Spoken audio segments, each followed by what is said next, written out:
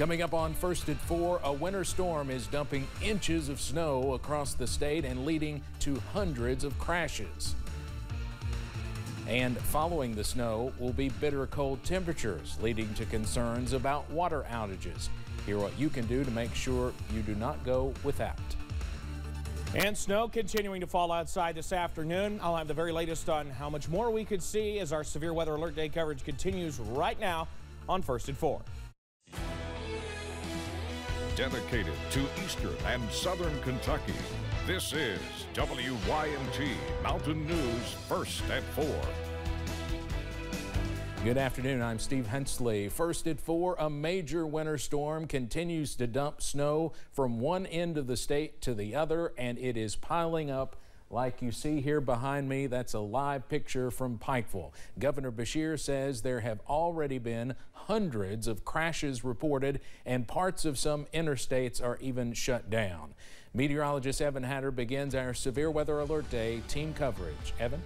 That's right, Steve. Our winter storm warning went into effect this morning, continues all the way through tonight, and we are already seeing insane amounts of snow in some spots, especially in comparison to our initial thoughts for this system. Go to the maps now. You see our winter storm warning is in effect for everybody as we head through the remainder of the nighttime hours tonight. This is a live look at London Corbin Airport. Runway completely covered in snow. Grassy areas, walkways to the runway completely covered. Near whiteout conditions there in the distance.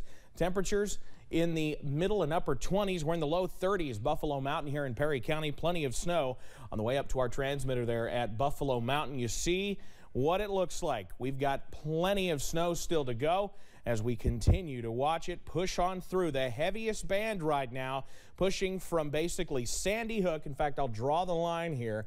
The heaviest band from basically Sandy Hook through West Liberty out toward Frenchburg through Powell County, Estill County, Jackson County, right on top of London, and all the way through McCreary County. That is continuing to push to the east, but we're not done after that. We have another heavier band working along 119 between Middlesboro and Harlan right now. Backing on out, you see, it's not just us. The entire half of the state dealing with heavy snow. In fact, light snow continues all the way back through the Paducah area. So we are not done with this by any stretch of the imagination. Temperatures remain in the low 30s and upper 20s. We've gone below freezing. We're not going to go back above freezing until Saturday afternoon. So what's out there now is going to stay there for a while, and you see even colder temperatures beginning to push in. It's 30 in Hazard, but it's 22 in Irvin.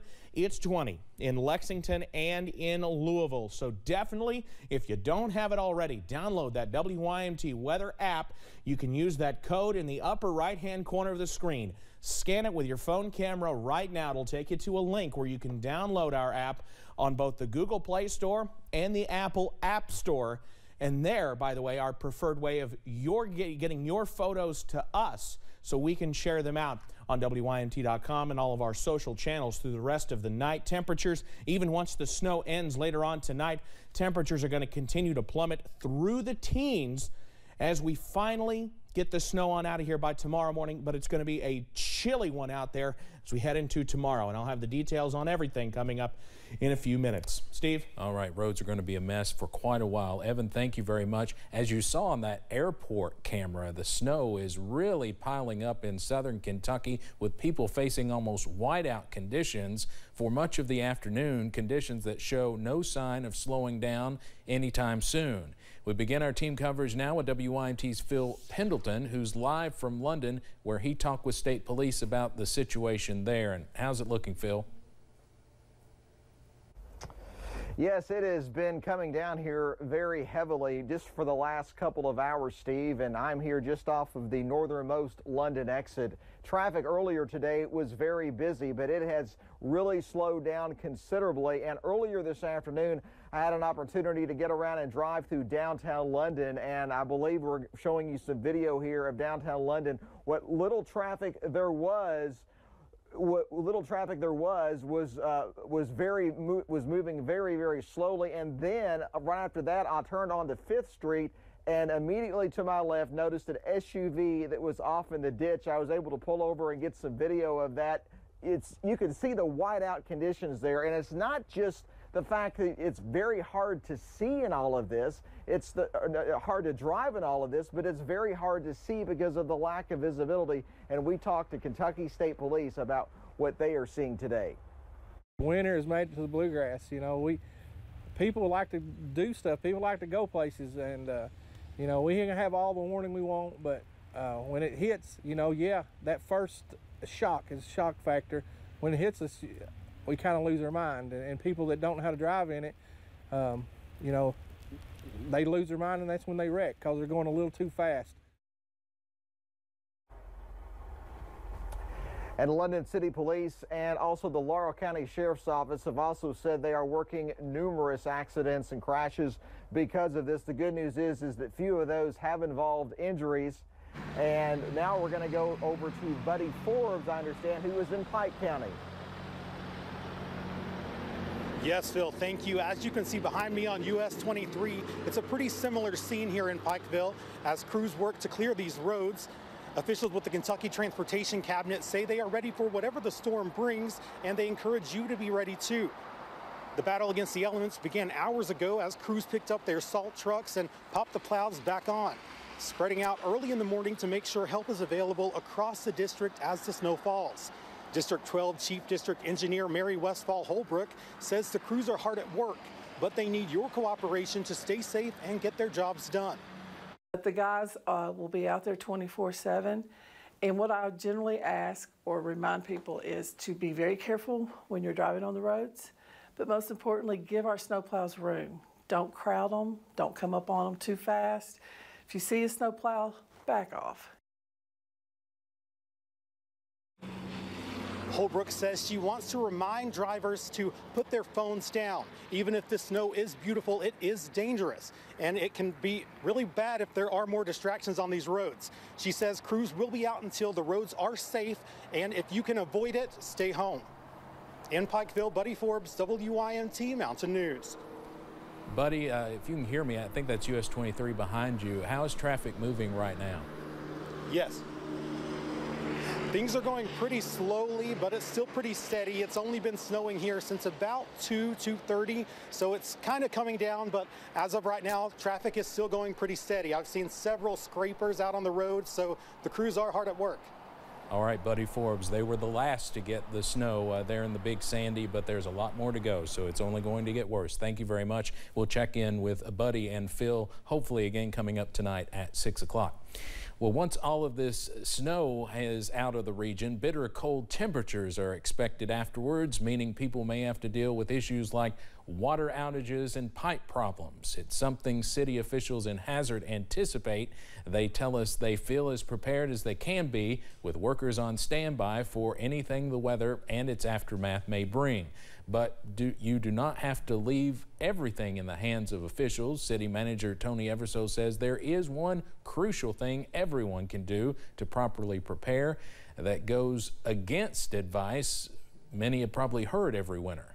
Please do not leave your faucets running. That uses way more than what you think, and it puts the whole water system behind when you drain a tank. Eversole says if anything happens and you do end up with no water, it's best to have some clean water on standby, and you can also call City Hall or the water plant to get some help. Now, even as we look ahead to after the snow has ended, which is still hours away, road conditions are getting worse by the minute outside. Let's check in with WYMT's Brandon Robinson, who's on the road safely. He is not driving, for a live look at what it's like right now here in Hazard. Brandon, where are you? Steve, we are on Highway 15 South. We're going to continue. I'm going to spin you around here to get a live look at conditions. And the roads are snow covered this afternoon. Dennis is my driver, one of our engineers, so we're doing it safely, as you mentioned. But you can tell the roads have deteriorated really quickly, and we're going to continue to see that for the next couple of hours. I know we have several inches of snow around here, and I know other places have got much more than we have, but right now we're just traveling very slowly, making sure that we're staying safe here. But it is a very slick situation out here, basically kind of keeping an eye on things. And of course, as Evan told you earlier, still hours to go. see where we're at. We're basically coming back toward Morton Boulevard, which is where Food City and the hospital is, coming down 15 south. So we were up to the 80 intersection there with the Howard Rogers Parkway, and it was the same situation all the way up through there. So we're going to continue to kind of monitor things out here, and we'll keep you posted as the night progresses. But Steve, it's just basically stay off the road out here. The conditions are deteriorating, and of course it's only going to get worse as that snow continues. All right, Brandon, thank you very much. At least the construction in that area is finished where Brandon was, but certainly stay at home unless it's an emergency for the rest of the night if you can. We'll have more snow coverage and the latest closings on the WYMT News app. If you've not downloaded the app, just take a picture of the code there on your screen. This will take you to a link to our news app that you can download, and you can always find the latest closings. We have a bunch of them. They're also at the bottom of your screen. You can also get breaking news alerts there. We encourage you to download both the WYMT News and weather apps to stay up to date 24/7. Let's head over to Wall Street now on this snowy Thursday. The Dow closes down today more than 170 points. Attention shoppers, you'll have to wait an hour to go to Macy's and leave an hour earlier due to COVID. The retailer announced it is trimming its operating hours on both the opening and closing side. Macy's stores will now open at 11 a.m. instead of 10 a.m. and close at 8 p.m. instead of 9 p.m. Company officials say they are preparing for a potential increase in COVID-19 cases among workers.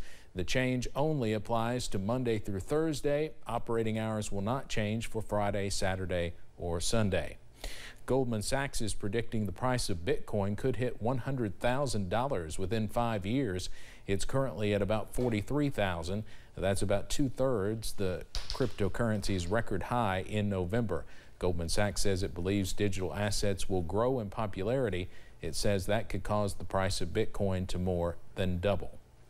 MyPillow founder and CEO Mike Lindell is suing the House committee investigating the January 6th Capitol breach. He's challenging its authority to subpoena phone records of his company's phone. He's the latest in a new group of potential witnesses trying to legally block subpoenas from the committee. There are 4 new lawsuits this week, the one by Lindell and by radio host Sebastian Gorka, 2 members of the Oath Keepers, and another person. The lawsuits come after Verizon told them they would need to file a challenge in court this week if they want to try and keep their records private. We'll have much more on the 1-year anniversary of the January 6th riot coming up in our next half hour.